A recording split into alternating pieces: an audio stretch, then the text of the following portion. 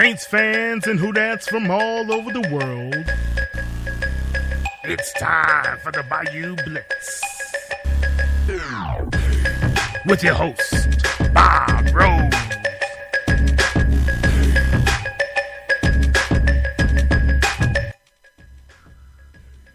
Good evening, Saints fans and boys and girls and NFL people throughout the nation. I hope you are doing well on this Wednesday evening, and welcome to the Bayou Blitz, having us into your home on Wednesday night. I'm being joined, as always, by my third down specialist, Mr. Kyle Mosley. How are you doing? What's going on, Mr. Rose? How you doing? I'm hanging in there. All right. Well, good. How's the weather up there?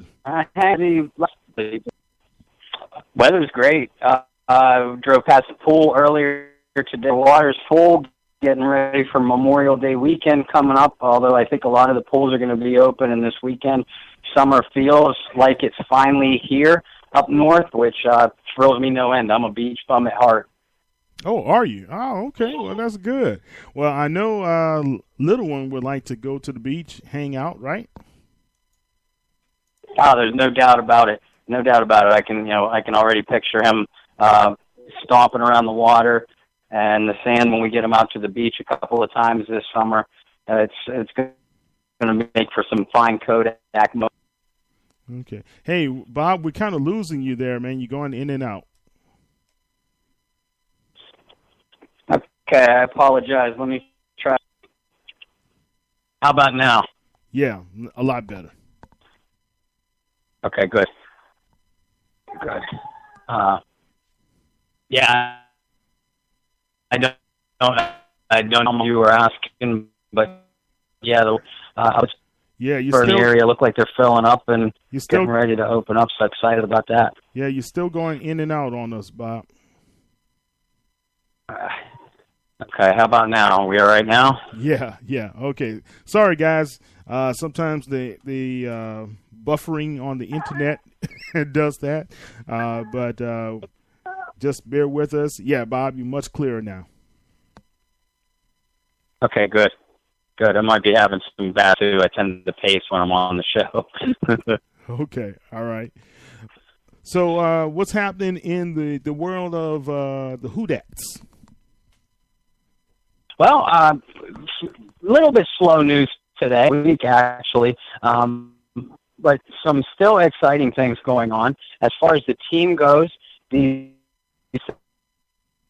Saints first 3 activities or OTAs.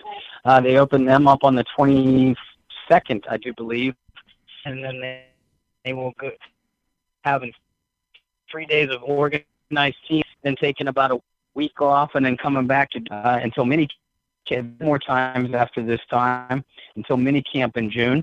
So we're going to talk a little bit about that tonight. Also, the biggest news of the day will be that New Orleans will host the NE4. Hello, Bob. For those of you in the New. Okay, we lost you again, yes. Bob. We lost you again. Oh, okay. How about now? Any better? Okay. Yeah, it's a little bit better. I don't know. Are you on a headset? No, I'm actually on my cell phone. Wow. Okay. Again, sorry about that. But repeat what did you? I know at the beginning you were saying something about the slow week and going into the NFL for the New Orleans Saints being selected for the Super Bowl. I think that's what you said. Yeah. Definitely the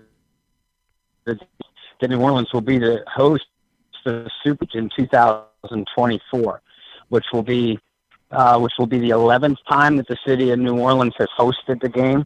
3 times at Tulane Stadium, and then time since in the Super. In the background is, of course, my son William, who apparently wants to be part of the show this evening. Hey, William.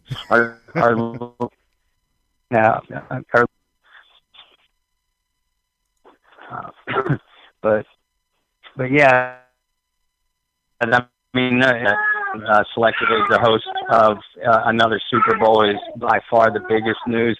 Of course, all the Louisiana and that area down there is much bigger to you.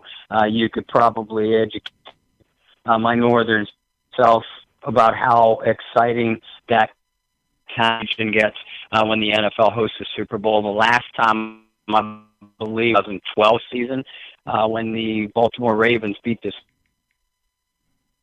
Stanford. So it's a long time coming to the New Orleans. Well, yeah.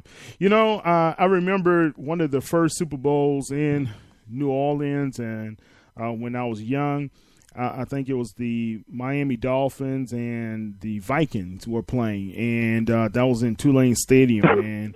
And this I remember the day. We could not get a reception inside of New Orleans for some reason, man. So we had to go all the way out to Hahnville, Louisiana, where my mom is from, to spend time with our family and be able to get the reception of the game. Isn't that something? Wow, that kind of pales into in comparison to some of the technical difficulties that had during Super Bowl 47. That was the entire stadium. Yeah, definitely, man, definitely.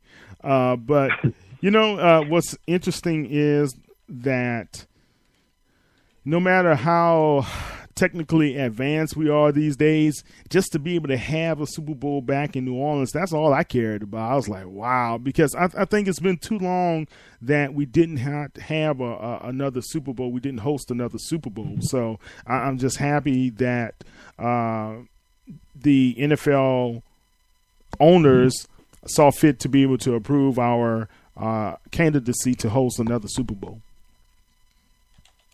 Yeah, I am too, and I agree with you. It's been a long games because even 47 of the years, well, since Super Bowl 36 and Rams, when the city of New Orleans game. Now, of course, between that season, the 2001, 2000, and then of course the 2012-2013 season. The region had to rebuild after Hurricane Katrina, which obviously puts a few years in your turnaround time. But I mean, other than that, I don't understand the long since then. There was some strange official clamoring for suggesting that perhaps build a leave the cover and the facilities themselves that were upgraded, which they have been. Yeah. Hey, Bob, I apologize again, man. I barely heard that last thing. Hey, let's do this, listeners. Let's have Bob call back into the show. Maybe it's the cell phone connection, and in the meantime, you're just gonna hear my voice, and Bob, you'll call back in, and we'll continue the chat. You got it. I'll call back in 5. Okay. All right, Saints fans and Who-Dats, if you didn't know it, Arizona as well as New Orleans were officially awarded Super Bowls for 2023, and Saints, we will be hosting the 2024 Super Bowl. Miss Benson was there at the owners meeting, and she made calls to Governor Edwards as well as Mayor Cantrell to be able to officially tell the dignitaries exactly the great news for the city of New Orleans. And again, as I was telling Bob, it's one of those things for us in the city of New Orleans to be able to host a Super Bowl is almost commonplace for us. We've hosted more Super Bowls than any other NFL city in the National Football League, but we do it with our own flavor and our own class and the way we handle the Super Bowls. We are professionals at what we do here in the Big Easy. So, Bob, are you back on the line? I am. How? Oh, man, I'm still getting that same thing, man. I apologize, guys. Keep on talking, Bob. Let's see if we can be able to work it through. Okay, well, I'll start to once again. Maybe that'll help. How about now? Do you hear me any better now? Yeah. Okay. So we'll try this again, folks. We do apologize. Yeah, we're going again. Apologizing on my end. Oh my goodness. Yeah, maybe we need to have you on a landline, Bob. I don't know, but I can hear little guy loud and clear, but I can't hear you. Maybe little guy is saying, "Hey, Daddy, get off the line." Well, maybe that's it. Maybe I'll just turn the show over to him. Yeah. Can you hear me any better now? Yeah. He has the chops for it, Bob. Yeah, no doubt. He has a couple of healthy set-alongs on that little guy. That is for sure. Yeah. Now you sound much better now. Okay, good. All right. So I was just telling the people about switch back over to speakerphone. Hopefully that'll help. Okay. All right. Cool. So, Bob, tell me this, man. I know hosting another Super Bowl is great for the city, and I know it's been a slow week for the New Orleans Saints.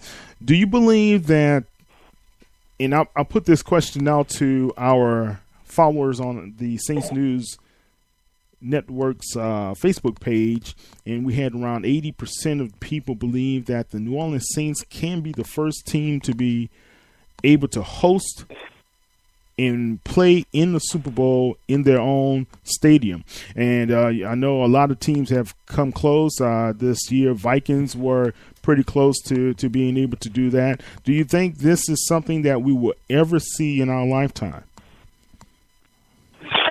Without a doubt, we'll see it, and it's only a matter of time. The thing about history, of course, as we all know, is there always has to be a first of something. And like you said, Kyle, Minnesota came very close last year to being able to play in their home stadium for the Super Bowl, and there's been a couple of other occasions in the past. I do not believe. I mean, we already know that New Orleans has never played at home in the Super Bowl when it's been hosted by in the city of New Orleans. I don't really know off the top of my head how many playoff appearances the Saints have made during that time. Looking back at my list real quick, 85 they weren't in. I believe 1980 they were in the playoffs, the year the 49ers defeated the Denver Broncos. And the 2000 season, did the Saints make the playoffs that year? I cannot recall. That would be under Jim Haslett, but I don't know off the top of my head. Yeah. No, I don't think they would have, huh? Yeah. So no, the Saints have never even been in the playoffs. Well, the Saints have been in the playoffs 87, 90, 91, 92, 2000, 2006, 2009, 2010, 2011, 2013, and 2017. So yeah, the years you just ran down. The New Orleans Saints have never even been in the playoffs in a year that the Super Bowl has been hosted in New Orleans. Now, obviously, 2024 is a long way away, but we certainly hope that history will change at the very least that way. But yeah, I mean, like we suggested, it's only a matter of time before a team plays in their own stadium for the Super Bowl. We certainly all hope, as New Orleans Saints fans, that it's not going to be this year with the Super Bowl being hosted in Atlanta. And tell me, Saints fans, what would be sweeter than the New Orleans Saints to go to and certainly even win the Super Bowl in the home stadium of their most bitter rival? Man, that would be great to just have. We play right inside of the Origami Stadium and win a Super Bowl. That would be great. The fact that these guys allowed Mercedes-Benz, of course, with their sponsorship, they came in and they had a chance to get the naming rights for the building, which to me, to have two stadiums in the NFC South under Mercedes-Benz, I always thought that was kind of ludicrous. But hey, they paid the money to do so, right? But man, that would be great for us to be able to go in and just take control of Atlanta and just hand it to the Dirty Birds and win the Super Bowl on their own turf. Oh, they would never hear the last of it. Never hear the last of it. Oh, there's no question about it. And all of us Saints fans have nicknamed the Falcons the Mercedes-Benz Dome in Atlanta. We've all nicknamed it the Origami Stadium, but I suspect the Saints' appearance in the Super Bowl would turn all those Falcons fans' stomachs into an origami shape. Man, look, they will be sick. But hey, stranger things have happened in this world, right? Yeah, no doubt about it. And speaking of strange things, we're not going to have a guest for you folks tonight. And it would be incredibly hard to top the wonderful guests that we've had in the last few weeks here. We want to thank everybody that has come on with us here at the Bayou Blitz. But what we decided to do this week is kind of open it up to a fan forum. And Mr. Barry Hurstis will be joining us if time permits in his schedule later on this evening. But before he does, we wanted to open things up as kind of a fan forum to you guys and suggest to us some topics that you wanted us to talk about on tonight's show and ask you for any questions. And we're hoping to be able to do that a number of times. We open it up to a text line and an email line, and as Kyle puts out every week, there's a call-in line as well. But we did get a couple of very good questions that we're going to address tonight. I don't know if anybody got a hold of you and sent you some questions or topic suggestions as well, Kyle. I did not receive any suggestions for the show this week.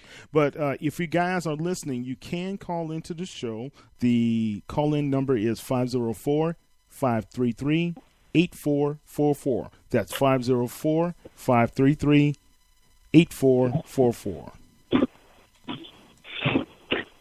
And keep in mind, folks, we're still a pretty new show, so as we try new things, there's going to be some bugs to iron out. So it'll be a week by week thing, but we're really excited to get literally. This is your show as much as it is Kyle's and my own. So we want you to feel as such. And always get a hold of us, as Kyle and I say at the end of every week's show. Both of our doors are open social media wise. So if you want to talk about Saints football or give out any suggestions, this not only goes for our fan forum tonight, but this goes for always. We want to hear from you. Well, it sounds like Little Guy has some questions to ask you, Pops. Yeah, he should be winding down for bed, but he's like acting like the Energizer Bunny right now. He's doing laps around the living room, and it's pretty entertaining to watch. If someday when we get a video hookup for the show, he's bound to be on a time or two, I'm sure. That'll be cool, man. I can't wait to see him. He's such a handsome young man. Our first question was actually submitted by our friend John Butler from up here in kind of near me in Matawan, New Jersey. John's question was, do we think that Mark Ingram will ever pass Deuce McAllister on the all-time Saints rushing list? Or will the combination of his suspension and perhaps a spot in Coach Payton's doghouse along with his contract up at the end of the year, will that prevent him from passing Mr. McAllister as the all-time Saints rushing leader? Kyle, I know Mark Ingram was a big topic on our show a couple weeks ago, but what do you think about that question? Good question. I thought about that as well, especially with all the goings on with Mark Ingram and him not being able to show up for the off-season training as well. Will we be able to see Mark Ingram? And the odds are in favor that Mark Ingram will be a Saint. I will be highly surprised that he won't be a Saint, but as we know, Sean Payton does make deals, and he can possibly bring in somebody who may be a veteran or may just have enough faith in some of these other young men to be able to run the rock. But my odds on favor is Mark Ingram being back with the Saints and being able to get those yards to be able to pass the great Deuce McAllister. And I agree with pretty much everything that you said. First and foremost, and again, we addressed the question a couple of weeks ago when we had Mr. Sean Williams on with us, and I don't think any of the three of us really think that there's a serious chance that Mark Ingram is going to be traded or not be a New Orleans Saint this year. Now, when his contract is up at the end of the 2018 season, that's a little bit different story, but we can all cross that bridge when we come to it. The sheer numbers are this. Ingram needs 735 yards to pass Deuce for the top spot among Saints rushers all time. And both men have had great careers. Don't get me wrong at all. But with 735 yards left, Ingram is suspended for the first 4 games. We already know that. The game that he is scheduled to come back would be Week 5, a Monday night home game against the Washington Redskins. And, of course, if Mark misses the first 4 games and stays healthy and active for the rest of the season, he'll need to average about 63 yards a game the rest of the way to pass Deuce. And I don't think that that's going to be a problem. The last 4 seasons when Mark has really taken over the top rushing duties or the number one back for New Orleans, he's averaged about 68 yards per game. So I agree with you, Kyle. I think I'd be willing to wager a rather large sum of money that he's back in a Saints uniform this year, and then at the very least he finishes out the year, and chances are very, very good that if he's the Mark Ingram that we've expected and that we've seen, especially over the last 3 or 4 seasons, I don't think he'll have any difficulty passing Mr. McAllister for that top spot. Right. And think about it like this, man. And I'm going to do an article about this. It's the power of 3. And what I mean by this, I always believe on any championship team, whether you are playing football, basketball, baseball, or even soccer, you have to have 3 primary guys who are major contributors on either on offense or defense. Of course, we know Drew Brees is going to be a major contributor for the Saints, but Mark Ingram has to be another stalwart for the Saints to be able to be successful. Then you have Michael Thomas. Also, he can be that other person. So the third person can always be more of a flex person. Either it's going to be a receiver, a tight end, or another running back. But in my opinion, man, if you have Kamara, you have Breeze, and you have Ingram, you always give yourself an opportunity to in higher probabilities to be successful of having another major star contributing to the team. So in my opinion, I think Sean Payton knows the importance of Mark Ingram, and the Mark Ingram effect on the offense is going to be a necessity for the team to be able to go ahead and challenge for the Super Bowl in 2018 and 19. Yeah, there's no doubt about it. And listen, anybody that follows this franchise knows what a stubborn guy that Coach Payton can be. And he does indeed have a doghouse, and we have seen players take up a long residence inside that doghouse. But at the end of the day, like you said, Kyle, Sean knows what he needs from this team and from the players on it to win, and he knows that he needs a healthy and effective Mark Ingram on the field to do so. And as long as Ingram is healthy, he gives you a better chance to win than any of the other guys behind him. And you pointed out yourself, when you line up the three best offensive players on any team throughout the NFL, I mean, let's take quarterback aside. We already know how important quarterbacks are to any team's success. But if you line up any other team's three top offensive stars, I will take Ingram, Michael Thomas, and Alvin Kamara and not look back. I defy anybody to top that three. Right. So when Ingram gets back after week 4, after his 4-game suspension, he's going to be raring to go, and I think the Saints will be just fine. And think about this, man. Would you rather have a nice and quiet and meek and mild Ingram or an angry Ingram? We always know an angry Ingram runs more effectively than just the nice and kind Mark Ingram that he is. Yeah, and it's bizarre, and there's been a few people that have brought up that point around the time of the suspension. There were also mumblings that perhaps New Orleans was looking to trade Mark this offseason, or that they were going to give Alvin Kamara a larger share of the running back carries. And it's stuff like that. I don't care who you are. And, different players will say, oh, we don't pay any attention to the media, or we don't pay any attention to the headlines. They're human. And, they're all competitors, so they don't need what we say or what we don't say. They don't need us to fuel their competitive fire.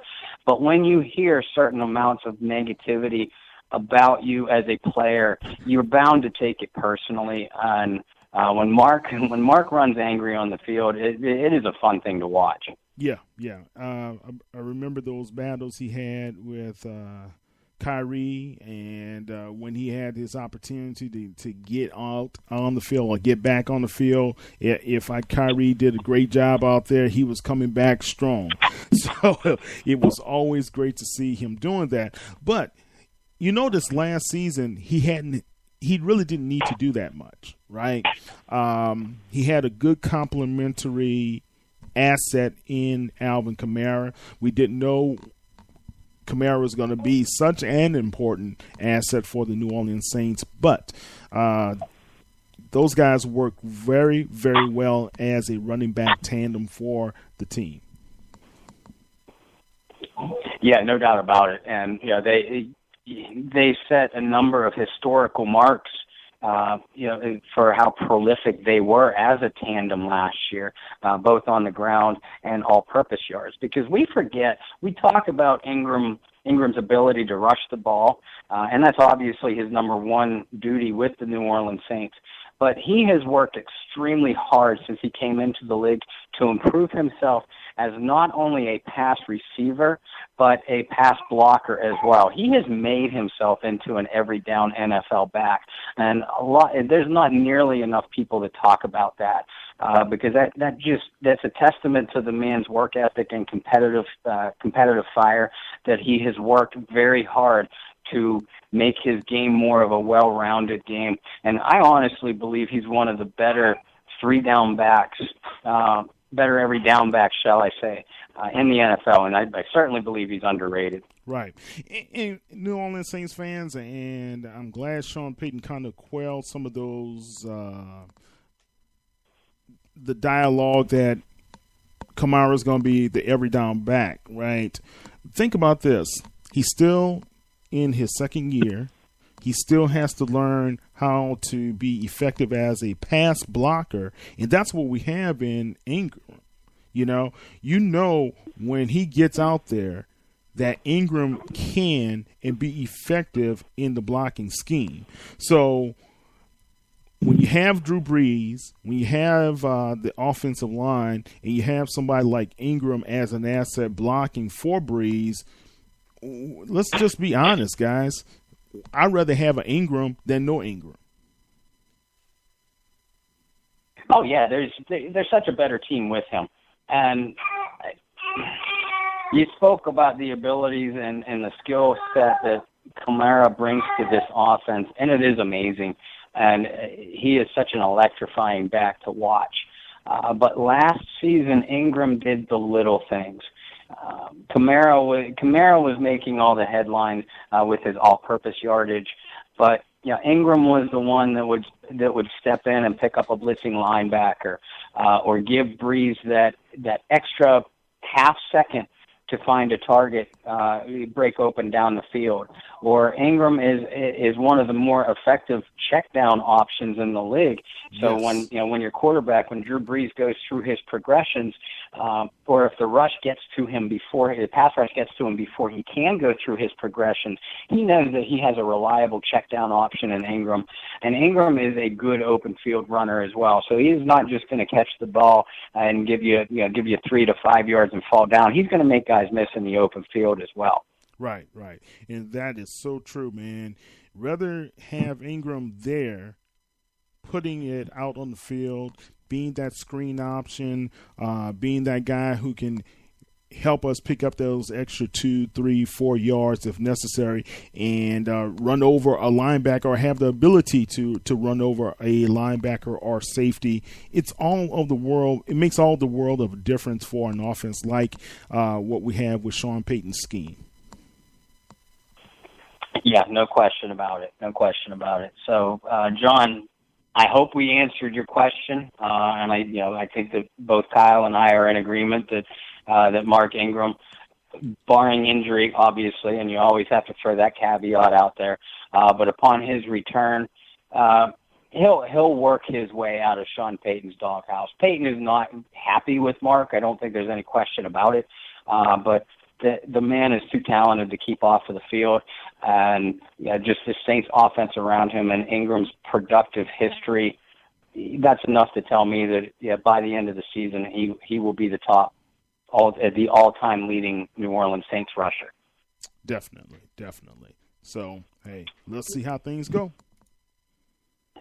Our next question comes from Warren Duffy, our friend over in River Ridge, and he asks, who will be Jim Henderson's replacement as the new voice of the New Orleans Saints on WWL radio? Of course, that's the flagship station of the New Orleans Saints. Kyle, have you heard anything? Not a word, man. And that's been, I would say, one of the greatest secrets the WWL guys as well as the Saints family has put out there so far, man. Golly, who can take over Jim Henderson? Could it be? Is it the gentleman who does the Pelicans broadcast? Can he do it? I don't know if Christian has the play-by-play ability to do so, but it's going to be. That's going to be an interesting challenge to see if they can bring in somebody who understands the Saints and understands the city, who has a connection with the city, who can come in and actually be an effective replacement for Jim Henderson. Yeah, and you and I will talk in a second about some of our favorite Henderson memories, because Jim was every bit the Saints icon as many as the players that we have talked about on this show. So, I mean, he will greatly be missed. I know up here sometimes it's difficult. Sometimes it's difficult to get Saints games, depending on how how you're streaming or anything like that. So I have heard a lot of Jim Henderson's calls, through Saints radio over the years, and like I said, the man has just been an icon for this football team. So he will be greatly missed. I know when it was on your show, the Crescent City Connection, the topic came up, Kyle, and I think it was Barry and Brendan and myself. We all nominated you. So if your phone hasn't rang, maybe we should throw that out there again. Hey, look, you guys will be throwing at the TVs, the radios, your smartphones, and the tablets and everything else if I'm on there. Deuce, man, let me just say this. Deuce came in at a very difficult time, and losing Hokie Gajan after all of those years. Look, Hokie's flavor was no other than Louisiana. right? From his name to his roots to being from LSU, and his years and years and years being with the team, to understanding what it takes to be a professional in the National Football League. That was a huge loss when he passed away, right? But he and Jim were such a great team. When Deuce came in and he did such a great job, you saw him mature in his role, and you saw him grow in his role as well. And I was just like taken aback. I was like, wow, man, one more year with Jim, man, where Deuce could have been as a color analyst would have been great. You know, not to say that he won't continue to be great, but I just thought those guys made a great team. It was a seamless transition, so to speak, especially because so many people love Deuce. But who can we get to that the people will respond to and love as well? It's just going to be a tough transition. But who will that person be? I have no idea. I have no clue. Yeah, and there has been primarily 5 names thrown about. First of all, Warren, and thank you for the terrific question. And I've been asking different people all day if they had heard anything. And finally, I sent a tweet out on the WWL website about an hour or so before we came on. And they're as only they can, and only the humor that they can. I asked them point blank. I said, "When are you going to announce Jim Henderson's replacement?" And they tweeted the reply, "When Bobby Hebert tells us that we can." So that gave me a pretty good laugh. But primarily there have been 5 names thrown about. Kyle, you already mentioned Christian Garrick, and he's worked for the team for a while, primarily as a sideline reporter. But he has filled in. I think there were 2 games 2 or 3 years ago where Henderson was out. I think he was having, he was either ill or just was having some health problems. And Garrick filled in the booth. And when I read about that, I couldn't recall which games. So maybe some Saints fans, some more hardcore Saints fans will be able to help us out on that one. Look, I do recall, was it not last year? It was the year before last, right? No, it was last year. One of those, I think it was last year, one game that Deuce was there with Christian. So I don't know. To me, man, Christian is my man. I like Christian, man. I think people will respond to Christian. And if you noticed, since Deke's departure, Christian has done a great job with Bobby as well as on Fridays with Deuce. So, and they make a pretty good team. They have that friendly banter, offer one another, kid one another well. So, Christian might be right there for the grooming and ready to take up the reins. Yeah, and Christian has been, like you said, the post-game voice of the Saints for a few years now, and he and Bobby and he and Deuce have such a good rapport. If you're asking for somebody that knows the Saints organization and knows the Saints fan base, you can't get a better guy than Christian Garrick. He has a nice, smooth voice. He's worked with the team for a while, and he's a younger guy too. And you can't help but wonder if they are looking for someone younger, because Henderson did this for 23 or 24 years, maybe longer. So I would think you would like to get a guy that's going to be young enough where he plans on sticking around. And maybe a guy that does not have designs on working for the big networks, the ESPNs or the CBSs, and is just comfortable covering their hometown and becoming a part of that organization's history, just like Henderson did. That's a good point. Yeah, that is a very good point, because Christian is going to be long term. Yeah, no doubt. And another along those lines, another name that I read that has been thrown about quite a bit is Mike Haas. who has been an in-game Saints sideline reporter for the last few years as well. Mike's a younger guy, and again, he's been with the organization or covered the team for a while, so he would fall along those same lines as Christian Garrick. And then you look at two other names that I've seen or heard or read. What about Joel Myers? Yeah, that's what I was about to ask. Joel Myers. Yeah, I'm sorry. Go ahead. No, exactly like you had mentioned before, when you kind of wondered out loud if either one of the guys that covered the New Orleans Pelicans.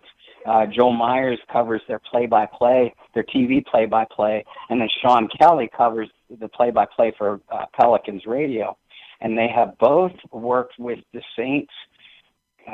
Sean Kelly is the preseason color analyst, and Joel has done preseason play-by-play for the Saints as well. So they both have some experience also. Yeah. Well, those are some good names right there, man. Anybody from like the local TV stations down there, like from WWL TV or anyone from 26 or anywhere else?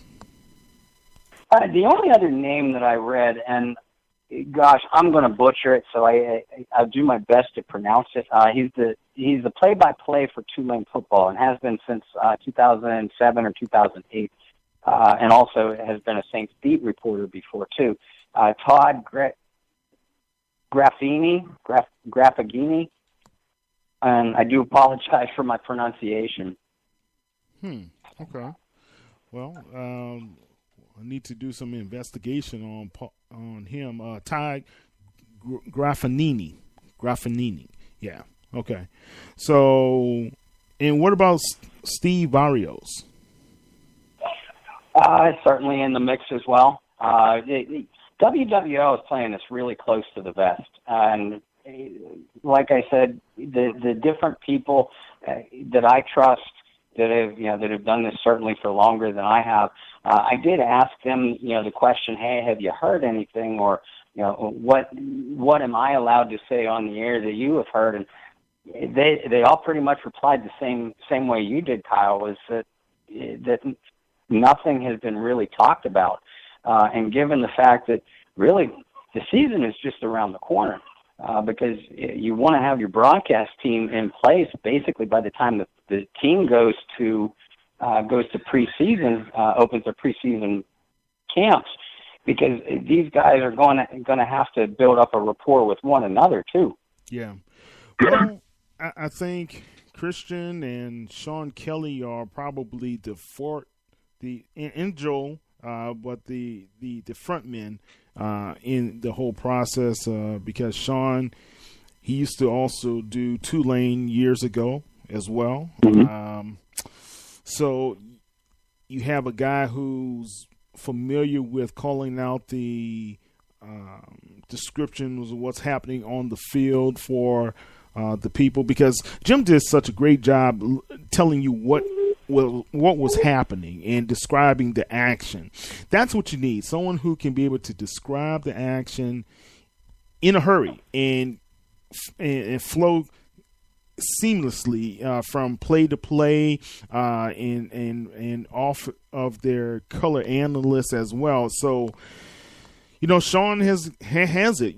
He's done it, and he's a veteran at doing it. I wonder if that would give him the hands up right there, compared to Christian as well as Joel. So, but I remember years ago, and a guy, one of our fans, mentioned this. He said there was a time during the preseason where the Saints had handpicked a guy to be that color analyst, and he did the preseason games, right?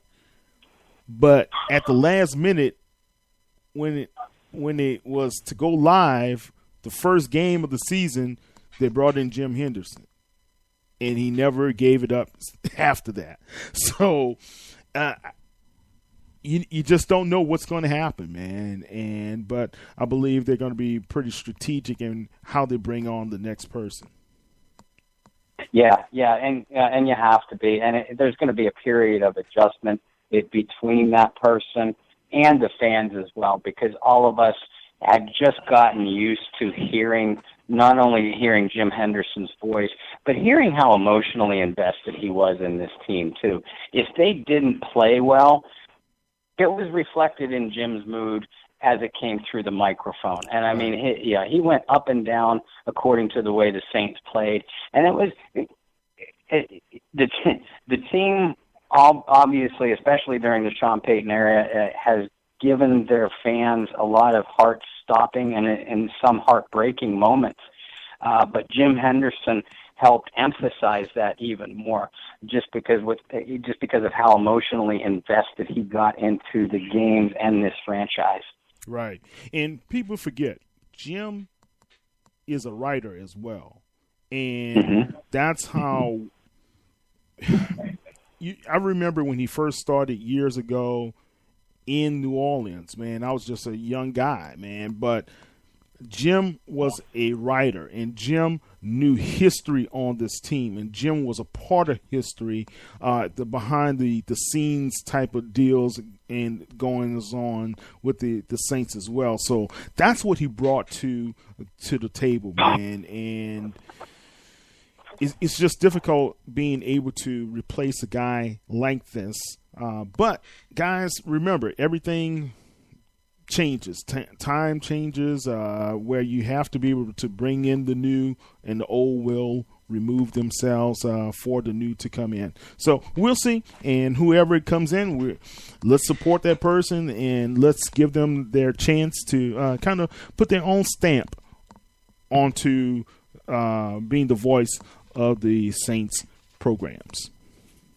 Yeah, absolutely. And, it's just like welcoming somebody new into the family. You have to do it with open arms and give them the chance because they're out there on a limb themselves. This is a serious career jump for whomever gets awarded this position. So let's make them feel welcome and make them feel at home. Definitely. So. All right. Do you have any favorite Jim Henderson calls over the years, Kyle? Any that really, really jump out at you? Man, Hakeem drops the ball. Yeah. And when pigs fly, and hell freezes over. Look, man, just to listen to those two right there, you have to say, wow. Those were some chilling announcements coming from Jim. But I was there in the Superdome when Hakeem dropped the ball.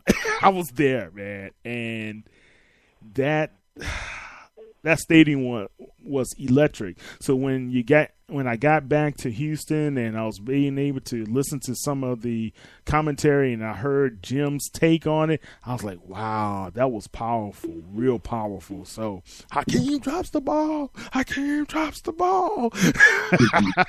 That was awesome. That was my favorite one too. And the Super Bowl championship season of 2009. There are 4 or 5 moments that really jump out to any Saints fan.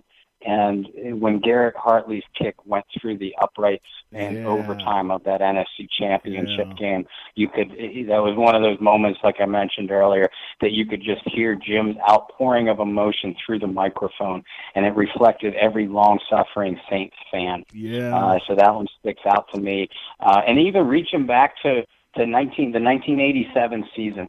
That was the Saints' first winning season, the Saints' first playoff berth, and Jim was a young guy. I think he was only with the team. You pointed it out earlier. Maybe his first season was with that team. If not his first, it was certainly among his first couple. And you listen to some of those old calls, and you can find them on YouTube. If you wish to be a little bit nostalgic.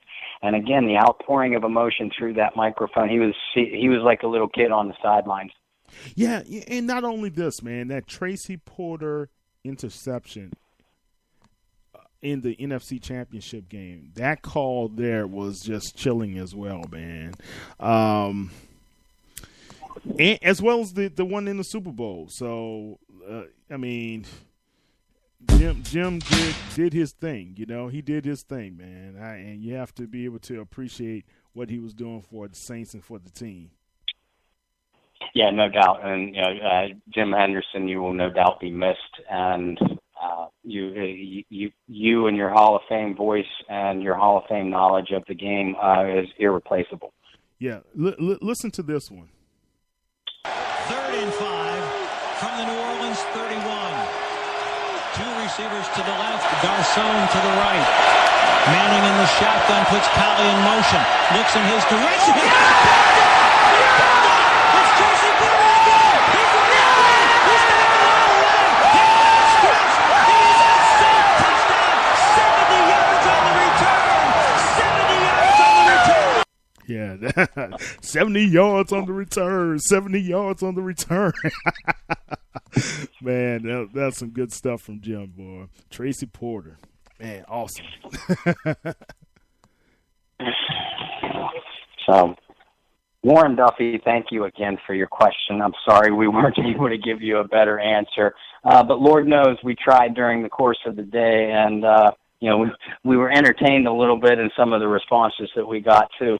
But thank you for the great question. Another question and was asked by Lauren Davenport, who happens to be in the living room right next to me, my lovely fiance. Oh, well, hey, Lauren, how are you? You want to ask it? No. She refuses to come on air and ask it, so I'll ask it for her. Her question is, and I saw a lot of it on social media being asked too the last day or two, but if the season started today, Kyle, what do you think that the Saints' record would be? If the season started today, I think the Saints will be another 11-5 record. And I would love to say 12-4, man, but they have a tough season coming up. Tough season. I just have to go with 11-5, to be honest with you. And like you said, I mean, that schedule does them no favors.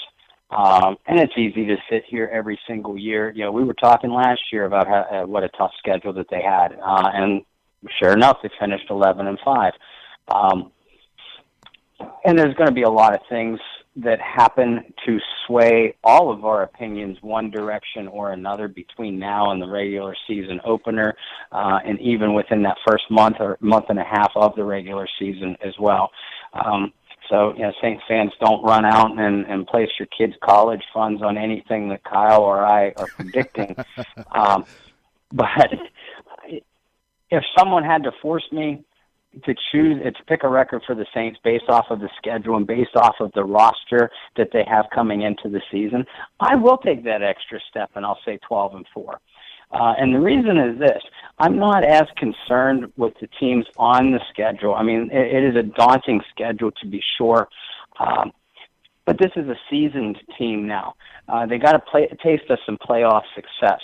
And Kyle, you and I have talked about it in the last couple of weeks, about how young this team is, but they got a taste of success, and it left a bitter taste in their mouth how that season ended.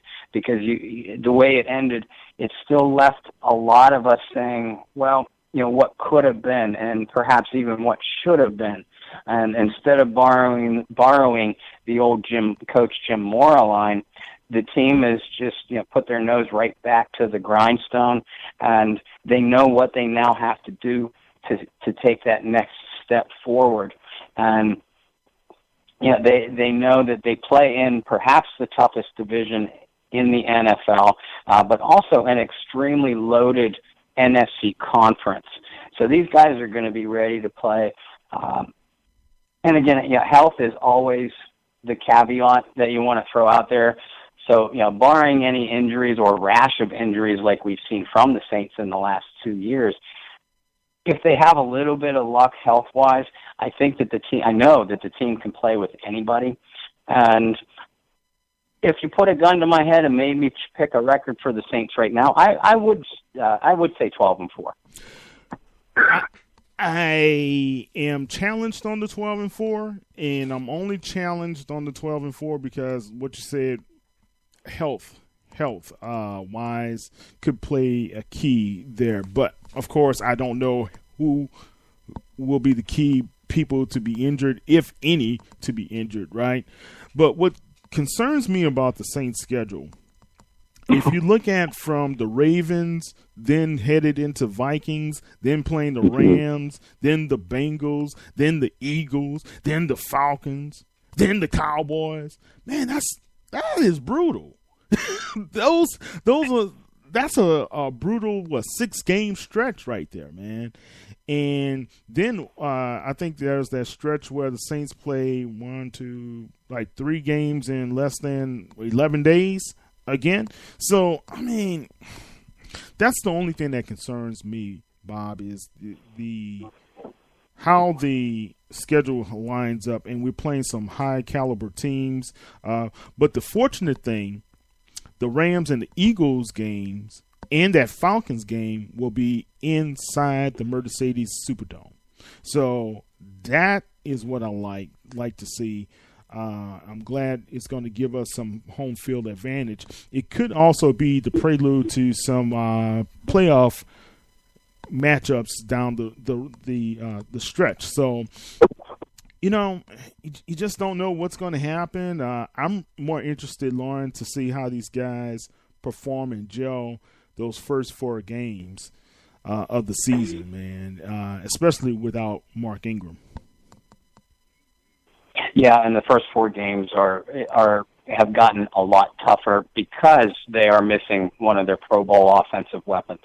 On paper, you look at it and you sit there and you say, we open the season against Tampa Bay. And not only that, but you open the season against Tampa Bay at home. Well, Tampa Bay finished with a losing record, last place of the NFC South. Well, all that is all fine and dandy on paper, but then consider this. Tampa Bay is a divisional rival, and no matter how poorly that the Buccaneers have played at times over the years, they have always given the Saints trouble. Even when they lose, the games are still more often than not very close. So you almost, to use the old saying, you throw records out the window when it comes to divisional matchups. So to open the season that way, that could give you a little bit of trepidation. And then the next week they play the Cleveland Browns. Well, we all know what the Browns have been since entering back into the league almost 20 years ago now. But look at the history between the Cleveland Browns and the New Orleans Saints. The Browns have always given the Saints problems. Mm-hmm. So there's that. And then your next 2 games are on the road against the Atlanta Falcons, and I don't think we need to say anything more about the Falcons or what that rivalry over the years has been like. And then you have to travel up north to play the New York Giants, who are, by all indications, a much improved New York Giants team, plus you're on the road. And all those 4 games are without Mark Ingram. Mm-hmm. Well, I tell you this much. I do know it's going to be a battle inside the Superdome against the Buccaneers. And the Browns defensively will give the Saints some matchup issues to deal with. Offensively, I don't know at that time will they be ready to face a Saints team. That's the positive for us. The Falcons, of course, that's going to be a battle. And will the Giants be revamped enough at that time, 4 games into the season, where either we can take advantage of them, or will they be ready to be able to show that they have the caliber to contend as well? So many dynamics, man. So many things that we just don't know what's going to happen. But I'm glad we're going to New York, and it's not going to be a cold weather game. And having Mark Ingram would have been so much better for us to be able to establish a solid running game against the Giants. But the Giants defense is going to have to really answer for some key losses they have, but they've had brought in some acquisitions here and there. But, they're still in flux, man. So I think if the Saints come out 3-1 in that 4-game stretch, I would feel better to say the Saints have an opportunity to be 12-4. If they go 2-2, I'm still going to lean 11-5. Anything less than 2 games, winning 2 games, 11-5. Because I believe when it comes down to that Redskins game, the Saints will be ready to kind of get into that stretch, and I think Sean Payton is going to know what type of team and what type of caliber of key players he's going to be able to rely on coming down those stretch against those top-notch teams. Yeah, I don't think there's any doubt about it, and I agree with you. I don't think that there's any reason. Yes, Ingram will be missed, but we've talked before about how much talent is still left on this roster. It is far more than just a one-man team. Right. So yeah, if you come out realistically, I think that we could still expect this. They should expect this team to go at least 3-1 in those first 4 games. 2-2 would not be the end of the world. If they come into that Redskins game in Week 5 with a 1-3 or certainly an 0-4 record, and remember, we have seen this franchise start slowly many times in the past. So if we see them really struggle coming out of the gate without Mark Ingram, then that might be just too big a hole to dig themselves out of in what looks to be an extremely loaded NFC conference. Right. I think the odds are a team in the first 4 games, if they are able to come out 3-1 or 4-0, they have 70-something to 80% chance to make the playoffs. So I like those factors for the Saints. Again, that Falcons game is going to be a challenge in Atlanta. I can see them winning all 3 of those games except the Falcons game. Yeah, and I think I would be surprised if the Vegas odds makers, for example, and that's the only way that you could really judge the way the rest of the league feels about a particular matchup, to see what the betting line is. I strongly believe that the Vegas odds makers will probably have the Saints as favorites in 3 of those first 4 games, with the probable exception I expect them to be underdogs coming into Atlanta, like you pointed out, Kyle. Yeah, definitely. Hey, I have a question for you, Bob, and Lauren, if she's listening as well. What do you think of the NFL's ruling today for penalizing teams if there are any protests against the national anthem?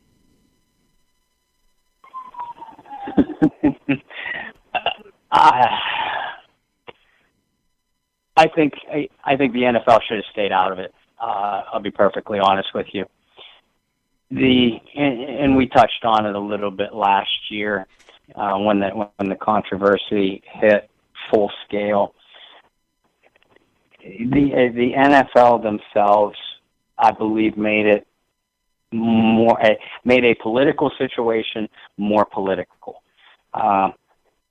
Don't get me wrong. My personal belief is that I should stand for the national anthem. I feel compelled to do so. I feel it is a representation of this country, both good and bad, and you do take the good with the bad. I have been taught that is one way to respect our, and as long as I reside in our nation and believe in our nation, both good and bad, I am going to stand for the national anthem. But part of this country is the freedom of choice. And I may not agree with some other person's decision to sit or kneel or do whatever it is that they want to do during the national anthem. I may not agree with that decision, but I respect it. I respect your ability to make it as long as you respect my ability to make my own decision. So it's my personal belief that the NFL should have just stayed out of it. Let every team, for example, handle it in-house, talk to their players, decide as an organization, okay, maybe this is the way we're going to handle it as a team, as a unit, as a family. If you choose to handle it differently as an individual, then that's your right to do so. And I know it's such a touchy subject. I'll be honest with you, Kyle. I try to avoid it at all costs because it's almost a no-win situation. Because the people that believe, the people that have their own beliefs, have so very believe in their own philosophies so strongly. It's a hot button topic, to be sure. And I don't use my own words to try to intentionally make anybody else angry because, again, and I just said it, I believe for your right to make a decision based off of your beliefs, as long as you support my beliefs to do the same. So I don't know if that question, like I said, I do avoid the topic, and when I answer it, I try to answer it just based off of my own beliefs and respect for you to have your beliefs as well. Right.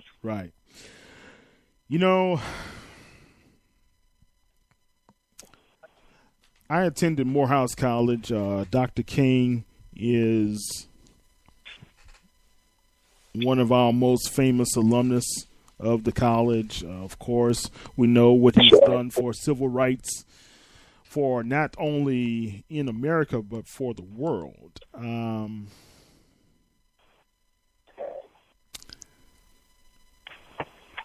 My dad served our country. My uncles served. I had a great uncle who served in First World War. My great grandfather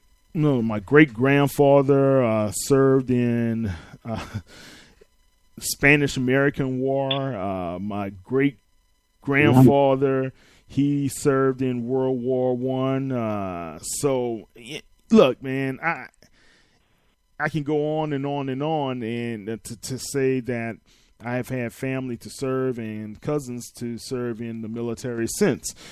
So I teach my son to stand up. I stand up. I always will. I will sing the national anthem. I will respect our country. It doesn't matter who's the president. I still have problems with some of the philosophies of presidents. It doesn't matter who you are. You're never going to see eye to eye with everyone, right, in this world, because we all are different and we all are unique. This is a business decision by the NFL, and people must understand this is a business decision because the National Football League and most corporations do not make major decisions unless it's going to be profitable for them to make these decisions, right? So if people are looking toward the National Football League to make a statement socially, you can forget it. They lost too much money when the young men were protesting. Too many fans left. Too many people turned off the televisions. And we can, like you said, we can argue all day long, Bob, whether they had the right to or they did not have the right to, right? It does not matter to the pocketbooks of those owners. And that's where it's hitting. And it hit them last year. Now, what you can say for the players, that it was a success financially because they heard them where the pocketbook was, right? But I don't think those young men were as socially conscious of what the significance of what Colin Kaepernick really wanted to accomplish, man. So their point of view was not based upon financial, let's hurt them where the pocketbooks hit them. It just became a precipitation from that. It happened, right? So what we see today, Bob, is that the National Football League owners took a stand, a collective stand, to say our business is more important. And this is a private corporation, right? And we got to recognize that. The National Football League is a private corporation. Even though the public admires this corporation, this multi-billion-dollar corporation, they're going to do whatever is necessary for them to be successful financially. And we can't get lost. That cannot be lost any longer in the translation. Financially, people at that level make decisions based upon the profits and losses. Yeah, you can't disagree with that. The NFL is a privately run corporation, and I think your word for it, you couldn't be more accurate. And they didn't. I kind of bemoaned the fact that a few minutes ago that the NFL didn't get too political. Described it far better than what I was capable of. However, whether or not I believe that they let it get too political, the reasons for doing so were to their brand and their ability. And that's really the only decision that had to be made on their behalf at the end of the day. Right. They were forced into making this decision. They were going to continue to lose not only viewers and fans, but sponsors, guys. And they had some sponsors who influenced this decision, guys. So the protests were nonviolent protests, just like Dr. King's protests and Gandhi's protests. Nonviolent. And, Dr. King said nonviolent direct action seeks to create such a crisis and foster such a tension that a community which has constantly refused to negotiate is forced to confront the issue. Right there, forced to confront the issue. I don't think in this present America people want to be forced to confront the issue of racial inequality still exists. And you're right, and I think that anybody that does refuse to acknowledge that, or even worse, believe that that inequality does not exist, that's a major problem, because you're fooling. You need to take your head out. This is my opinion, obviously, but you need to take your head out of the sand and realize that there's nothing that you can do about what the people around you believe, think, do, and act. However, if your own actions are to do the right, treat everybody equally, and believe not only in what your beliefs are, but believe in your neighbors, your fellow mankind, believe in their right to believe whatever it is that they do so as well. That's operating under a day-to-day life without your head in the sand.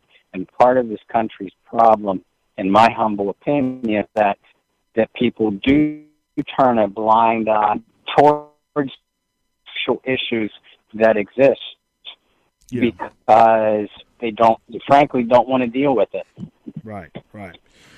Well, again, like you said, we can go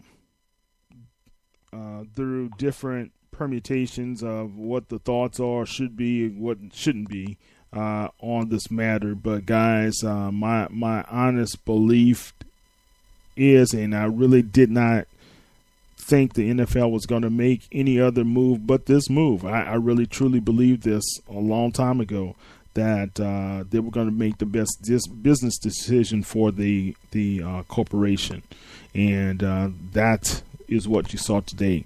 And supporting those young men, or supporting their causes and everything else. That's why they made the deal with those guys. Was it Malcolm Jenkins's group and those guys last season to end their protests. So, man, look, this is a business, and a lot of people don't want social issues to be mixed with business. Unfortunately, you can't have one without the other, and but this is what it is, and this is America. Like Childish Gambino's video, this is America, and this is today's state of America. This is America. All right, okay, man. Hey, Bob, one last thing, fans, and I hope you guys can understand that Bob Rose, Barry Hurstis, Rick Gailey, Remy Jones, Sharita Baptiste, Brendan Boylan, we all are part of the Saints News Network, and we support social issues, but we also support, we are fans of the NFL and fans of the New Orleans Saints. What we want to do is, if you have any further questions, comments, we open the dialogue. Join us on our websites, www.saintsnewsnetwork.com or saintsnews.net. Put in your comments, put in your thoughts. We welcome you to be there with the dialogue. You can send me an email at kmosley@saintsnews.net. We can revisit this later on. We can have those type of discussions. I think it's productive to communicate. It's counterproductive to use destructive communication and destructive I guess attitudes, right, Bob? If you have that poor attitude of, and always wanting to argue the point, let's not argue the point. Let's communicate the points together. I couldn't agree more. As the saying goes, and I truthfully try to live my own life and try to by this saying and try to teach my children the same. I may not agree with the way you think, but I will fight like hell to keep your right to think. So please respect my beliefs and wishes, because I am sure as heck going to respect your rights to wish and believe the same way. Yeah, definitely. Hey, can I do a shout out, Bob? Please do. I would like to say happy birthday to my Aunt Connie Boyle. She is one of the top Saints fans in the land. She makes 84 years of age today. And Auntie Connie, happy birthday to you. And the Who Dat Nation sends you their well wishes and love as well. Yes, definitely happy birthday, and certainly a wish for many, many more. Thank you. Hopefully, you're listening right at this moment with a smile on your face. Yeah, well, I don't know if she's listening. I know her family came in, and those guys are celebrating with her right now. But she usually would take a time. Her husband was my first listener when I started Saints News Radio years ago, man. He was the first listener, the first call-in person to ask questions. And, my Uncle Ernest, he was a great guy, and he passed away in 2016. But Auntie Connie, and he would watch the Saints games on Sundays, man. So, and she, till this day, sometimes she's talking to me, she's asking my opinion. What do you think the Saints going to do here? And she has very, very lucid ways of putting things in perspective when it comes to the team. So, Auntie Connie, happy birthday to you. Yes, definitely. And that's something that from the every team that you follow or support. Hello, Bob. Okay, looks like we lost Bob there. Well, Saints fans and Who-Dats, it's been a great time talking with you guys this evening. I know if you want to follow us on the web, you can always go to www.saintsnewsnetwork.com to be able to read Barry Hurst's comments and his articles and his editorials. And we have a couple of new writers that will be a part of our organization coming up. You can check out Bob Rose at canalstreetchronicles.com. He writes for the website on a daily basis as well, so you can check out some of Bob's articles there. And also you can listen to us every Wednesday night. The Bayou Blitz will be on the air, streaming live at www.saintspodcast.com. That's Saints Podcast with an S on the end.com. And this is Kyle T. Mosley of Saints News Network. Don't forget, you can follow us on Twitter at Saints News, on Facebook at Saints News, as well on Instagram at Saints News. Check us out next week. We'll be on the air at 8 p.m. Central Standard Time, 9 p.m. Eastern Standard Time with more of the Bayou Blitz. Take care and have a great evening.